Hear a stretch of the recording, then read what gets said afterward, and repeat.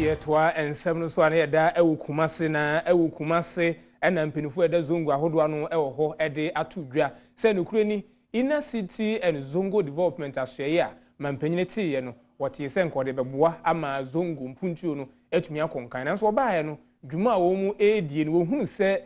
bebre ho a bebre aka echi so mo because they say de omo aye no pa de omo fi se modern bonu bi aka echi a esese wo mo eyi adum kase de echi a ye de mu nchire mu eba Obepim ewo my genemu a emia wodo a yebeka se eho so pa nanso ne mpuntuo nhyeda nkoso yi Zongo enamenu so bi ema obeka ya na adanko akufo ado ebre obeye mampanyine no e the inner city and Zongo development ministry ebaya ebehwese ne ebeya Zongo ahodo a ewo my genemu no obehwe no wasiesie nanso no emfie miensa enifanie Zongo ahodo a ewo Asante mantemu ampanyirfo kire se enya de mpuntuo no mususu se beba no omonsa atumi aka Chief Osman bin Ahmed ekasa Edmazaki Zongo a and say I'm very disappointed with that ministry because Metimaka says some ministry operating in Accra alone. Yeah, no, so the whole Ghana open a well-organized community, the community of Asante region, the Zongo community of Asante region. Bisamo, do they know about woman the Epana? Yeah, you are Zongo leaders. Yeah, you nim idea higher.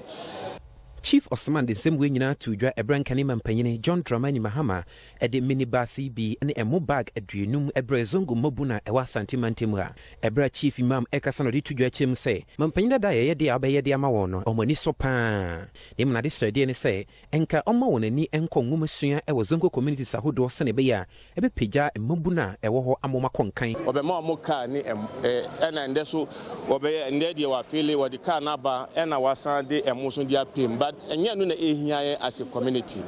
The ehia said our community should develop educationally. Me pekwanya obetimi abuaye with scholarship to take our children to school in other countries so that woman community no educational and no na be ma develop. Emfimpini dunsia and ura Mahama ehye bo se what the bus ebebre won eno NHS wedi so a ene dey wononsa atumi aka National Coordinator Edma NDC Zongo Caucus Alhaji Mohammed Mama esi mampanyina da anamu ede niamai ema won ni ehia se obi ansori support no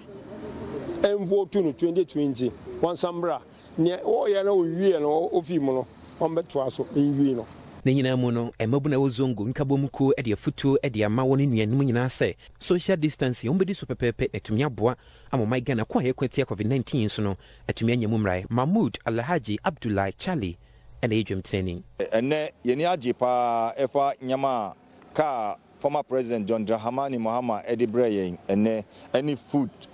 obi deshie ofori amanfo di amaneboy efri Asante mantema nkrokumase